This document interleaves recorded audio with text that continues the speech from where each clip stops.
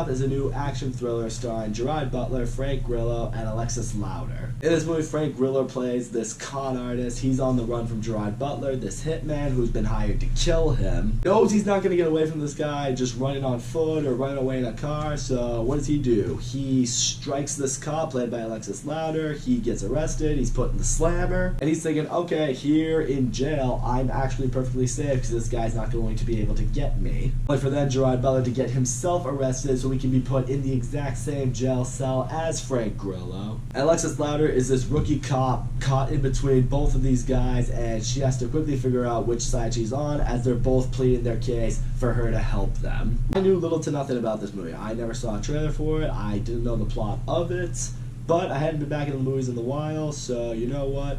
Had to see something, I decided on this. Was a little hesitant to go in though. I mean, Gerard Butler, he's kind of hit or miss for movies for me. He's been in some movies I like, he's been some that I really didn't like. Went into this movie with no expectations whatsoever, but sometimes that's the best thing. It's best to just let the movie tell you how it's going to be. And what we get is a movie that I think is a lot like the Nobody movie we got earlier this year with Bob Odenkirk. A very good, solid, underrated action movie that I think is going to slide under a lot of people's radar, unfortunately.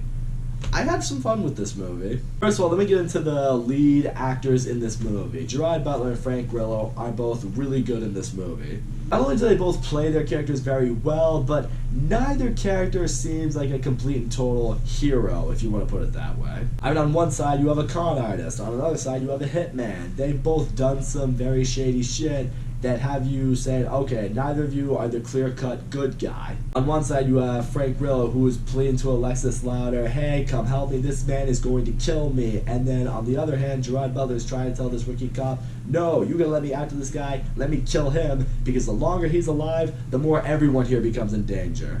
They both have some sleazy, douchebaggery little qualities to each of them that you think to themselves, it's like, okay, which one of you should I be rooting for? I also really like the banter that went on between the two of them. I like seeing them have their little, war of words with each other, the way they're kind of trying to get under each other's skin, the way they're digging up dirt on each other. You feel real tension between these characters, and it has you wondering as the movie goes along, it's like, did something happen that goes deeper between the two of you? Alexis Louder, I also thought, played a really good character in this movie. At first, you're thinking, alright, she's the young rookie cop, it's gonna be one of those like, oh, she needs to prove herself kind of stories. It's not really like that. She's just this rookie cop working the night shift, trying to get some overtime, and she's in a situation where she has these two criminals who are begging and pleading for, her assistance. And what I like seeing in her is she kind of represents the audience, because she's like, I'm not entirely sure who I should believe here. Like, you both went out of your way to get arrested to either avoid the other or go after the other, and you're giving me these reasons why I should either help either of you, and you're not entirely sure who to believe. And what I also love about the movie is, as it goes along, you might think you have it totally figured out on who's the guy you should root for, or everything's completely set in stone, and then it'll just take a little turn, or make a little move that has you like, oh shit, I was wrong, it's like this. And then it'll take another turn where it's like, oh no, maybe I was right about that. It's not as cut and dry a movie as you might think. I really appreciated that. An element I also appreciated that a lot of movies can't really pull off, but when they do, it's really impressive. The movie takes place pretty much in one setting for the whole movie. I mean, it takes place in this, police station, in this jail cell. It's really nowhere else throughout the movie. As I said before, when a movie takes place in one setting for the entirety of it, it's either going to fail or it's going to be great.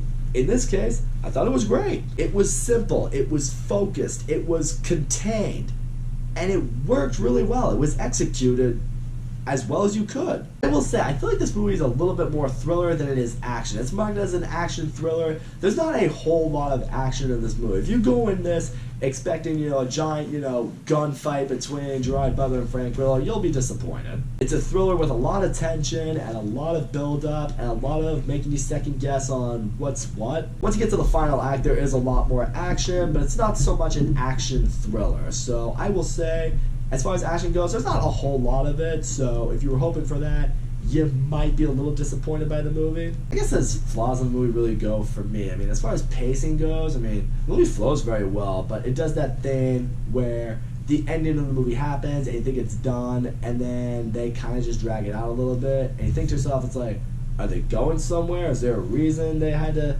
tack on this ending? Part of it feels the kind of ending that could have been a post-credit scene, but, you know, this isn't a superhero movie, so nobody would have stayed for a post-credit scene unless you're one of those guys who literally stays for the entirety of the movie, in which case, mad respect to you, because you've probably seen some shit that I've missed. I don't know, maybe it's signed up for a sequel, but to be honest, I don't know if you could really make a sequel for a movie like this, but I mean, I don't have the answer to everything. Well, all in all, Copshop was a really good movie that I didn't expect to be as good as it was. I mean, I'm definitely not saying this is like the movie of the year or anything like that, but for a movie that wanted to accomplish what it wanted to accomplish, it did just that. The three actors in this movie, they all crush it together. I love seeing the dynamic between really all three of them. It's definitely a story you cannot predict. It has you second guessing a lot throughout it. I love how it was confined to one saying and executed that really, really well. When shit does hit the fan, it is very entertaining. You think it might have it figured out, but not entirely. In the end, if you're looking for a movie to have fun with,